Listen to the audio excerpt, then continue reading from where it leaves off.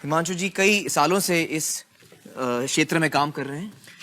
हिमांशु जी मुझे बताइए कि बुजुर्गों को अलग अलग किस्म की तकलीफें हो रही हैं सामाजिक तौर पे, तो ये क्यों इतना बढ़ रहा है? बुजुर्गों का सम्मान ये हमारे देश की एक परंपरा है जी। लेकिन जिंदगी इतनी ज्यादा तेज रफ्तार हो गई है कि अक्सर तकरीबन सभी केसेस में एक परवाह होती है, एक दिल में चाहत होती है, लेकिन जिंदगी की डिमांड्स ऐसी होती जा रही हैं कि उस चाहत को पूरा नहीं कर पाते। कोई भी आदमी जो आज काम करता है, सुबह 8 बजे घर से निकलना होता है, तब उस समय आपको जल्दी है काम पे जाने की। जब आप 8 बजे आ रहे हैं तो एक पत्नी है, बच्चे हैं, बाकी जिम्मेदारियां हैं, स्वयं के लिए समय है, तो एक लगातार जद्दोजहद है, आपको करना ही है। तो माँ बाप के लिए समय रह कहाँ गया उसके पास। दूसरी चीज ये कि हमारे समाज में उम्र जो है वो बड़ी तेजी से आगे बढ़ रही है। जब हम आजाद हुए थे तो 30-32 साल के आसपास की एवरेज एज मानी जाती थी। औसत एज आम भारतीय की उस वक्त सिर्फ 32 थी जी, बहुत कम थी। छोटी मोटी संख्या में कुछ लोग लंबा जी जाते थे, लेकिन आज 75-80 साल तक जीना बड़ी कॉमन सी बात है। तो अब जो आदमी 75 का हो गया, उसने खुद अपनी लंबी उम्र की तैयारी ही नहीं करी, और जब उसने कोई तैयारी खुद नहीं करी है तो उसका परिवार या उसके समाज उनको कैसे तैयारी, वो कैसे तैयारी करेंगे। तो आपका ये कहने का मतलब है कि पहले तो शायद वो 60 साल तक जीता तो बहुत बड़ी बात थी, तो जब तक वो कमा रहा था वो जी रहा था, अब वो 80 साल तक जी रहा है। तो इसके जो परिणाम है वो भी इकोनॉमिक एंगल मुझे समझाइए। इसके इकोनॉमिक एंगल बहुत भयावह है। आज हिंदुस्तान में 60 साल की उम्र में आपने एक आदमी को रिटायर कर दिया।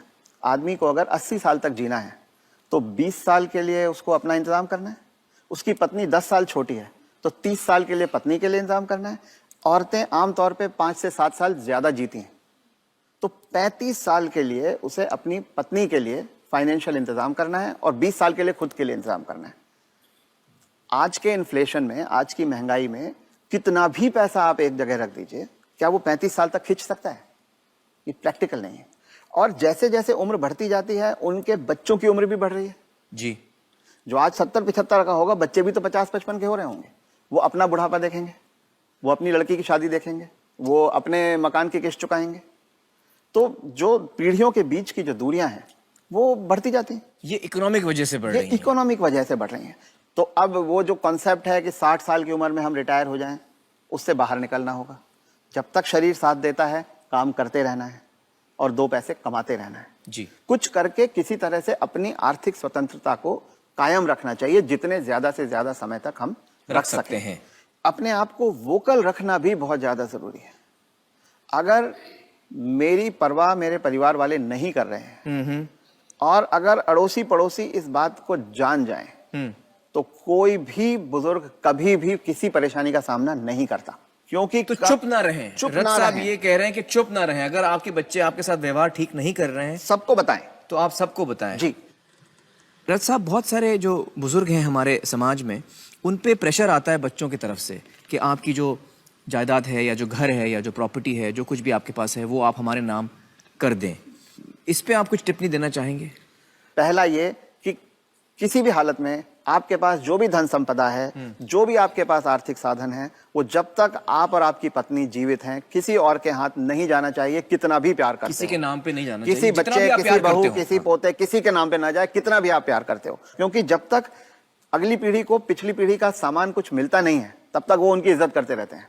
वो हाथ पांव भी दबाएंगे, वो अस्पताल भी ले जाएंगे, वो दवा दारू भी करेंगे। और वो ही माँ बाप सबसे ज्यादा सफर करते हैं जो अपने प्यार के कारण उमड़ते चले जाते हैं। मेरा बेटा, मेरी बेटी, मेरी बहू, मेरा पोता, जो ये मेरा मेरा करना जिसने शुरू किया, बस वहीं से उनके दुर्गति के दिन शुरू हो जाते हैं।